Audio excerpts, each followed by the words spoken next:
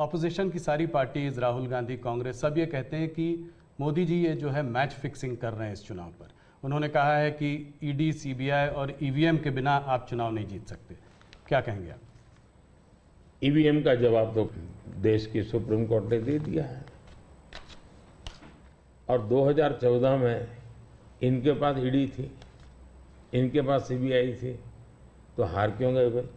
मेरे home minister तक को जेल में डाल दिया था, तो हार क्यों गए वो? अगर ईडी सीबीआई से चुनाव जीते जाते तो ईडी सीबीआई का काम तो इतने सालों तक कांग्रेस ने किया है, वो जीत जाते हैं जी। और इतना बड़ा देश एक म्यूनिसिपैलिटी का चुनाव फिक्स नहीं कर सकते हो भाई? जरा करके देखो, ये संभव होता है क्या फिक्सिंग? क्या क्या दुनिया को मूर्ख बना। लेकिन दुख इस बात का है कि ऐसी बातें करने वालों को आप मीडिया के लोग उनको पूछने के बजाय हमको पूछते हो। मोदी जी थोड़ा सा लेकिन इसमें एक बात चौकस है जी, मैं मानता हूं पिछले कई दिनों से इंडिया अलायंस के लोग इतने निराश हो चुके हैं कि अभी उनको बहाने ढूंढना बहुत जरूरी बन गया है, क्योंकि पराजय के बाद भी लोगों के सामने जाने के लिए उनको इसलिए मैं समझता हूं शायद वो अभी से ये सारे तर्क ढूंढ रहे हैं कि पराजय के तर्क क्या होंगे। शायद उसी की उनकी इंटरनल एक्सरसाइज है ये कि आज उत्तर प्रदेश की और देश का हाल ऐसा है कि बड़े बड़े नेता लोकसभा के मैदान से भाग रहे हैं, राज्यसभा का रास्ता खोज रहे हैं, और हुआ वैसा ही है। बड़े लोग ने चुनाव लड़ने के लिए तैयार नहीं है जी, लेकिन हम एक जिम्मेवारी के साथ काम चल रहे हैं, सबको साथ लेकर के चल रहे हैं, और मुझे पक्का विश्वास है कि अब शायद कुछ बचेगा नहीं उनका, कुछ नहीं बचेगा। 2014 से बेहतर परफॉर्मेंस होगी, उनका कुछ बचेगा ही नहीं जी। एक सवाल और, आप इसका पार्ट जवाब दे चुके हैं इसलिए मैं उसको संक्षेप में पूछूंगा। ऑपोजिशन कांग्रेस सब आपके पीछे कहता है कि सरकार जो है ईडी, सीबीआई, इंटेलिजेंस एजेंसीज का इस्तेमाल कर रही है। आपने कहा है कि ईडी इंडिपेंडेंट है। सिर्फ एक सवाल यह है कि ऐसा देखा गया है कि 25 नेता का एक एनालिसिस एक न्यूज़पेपर ने की थी कि 25 नेता जब अपोजिशन पार्टी से बीजेपी की तरफ आ गए तो उसमें से 23 लोगों के ऊपर से जो है इस तरह के केसेस को या तो ठंडे बस्ते में डाल दिया गया या ड्रॉप कर दिया गया। इस बारे में पहली बात है, एक भी केस ड्रॉप नहीं किया गया है। जो अदालत कहेगी वही होगा, हम कोई निर्णय नहीं लेंगे, स्वतंत्र है।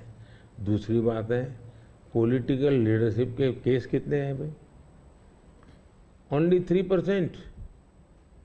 97% अच्छे अच्छे ब्यूरोक्रेट जेल में है। आखिर के इन संस्थाओं का जन्म क्यों हुआ है भाई? अगर इन संस्थाओं का जन्म इसी काम के लिए हो तो काम नहीं करेगी क्या? और अदालत इतनी बड़ी है जी, किसी को जमानत नहीं दे रही है अदालत, तो अदालत देखती होगी ना भाई। और भ्रष्टाचार के मामले में हम कम से कम उसको लाइट न ले जी। सचमुच में देश में चर्चा होनी चाहिए कि पहले एक जमाना ऐसा था, आपको आरोप लगता था ना तो भी हिल जाते थे। आज गुनाह सिद्ध हो चुका, सजा हो चुकी, फिर भी आप हाथ ऊंचा कर कर करके फोटो निकलवा रहे हो। आप भ्रष्टाचार का महिमा मंडन कर रहे हो। इस देश में ये आलोचना का विषय होना चाहिए। भ्रष्टाचार को न्यू नॉर्मल के रूप में ट्रीट नहीं करना चाहिए, वरना इस देश का बहुत नुकसान होगा जी।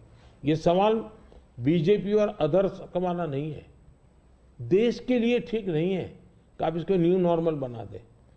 और मैं देख रहा हूँ धीरे धीरे धीरे ऐसा वातावरण बनाया जा रहा है, हाँ ठीक है यार वो तो चलता रहता है। यही तो देश, गरीब आदमी मर रहा है जी। हमने कैसे भी करके इससे देश को मुक्त करना चाहिए, रिजॉल्व होना चाहिए कंट्री का, वो नहीं हो रहा है जी। और मैं तो मानता हूं कि भाई देखिए, मैं जो कोशिश कर रहा हूं, एक सिस्टम को पॉलिसी ड्रिवन बनाओ, टेक्नोलॉजी को भरपूर लाओ। आज हमने, पहले एक प्रधानमंत्री कहते थे 1 रुपया जाता है 15 पैसे पहुंचता है जी। आज मैं कहता हूं 1 रुपया जाता है पूरे 100 पैसे पहुंचते हैं। Direct benefit transfer. क्यों? सिस्टम को सुधारो भाई। हमने जेम पोर्टल बनाया, करप्शन को कम करने की दिशा में हमारा बहुत बड़ा कदम है जी। दूसरा, समाज को भी जगाओ, समाज को भी आदत डालो कि भाई भ्रष्टाचार बुरा है, किसी भी स्तर पर भ्रष्टाचार से मुक्त रहना चाहिए। और देश में वो वातावरण बन रहा है, पॉलिटिकल लोगों को डर नहीं है। और मैं मानता हूं उसमें कुछ मात्रा में ये जो सिर्फ हमारा विरोध है इसलिए उनका समर्थन कर देना, ये शोभा नहीं देता है भाई।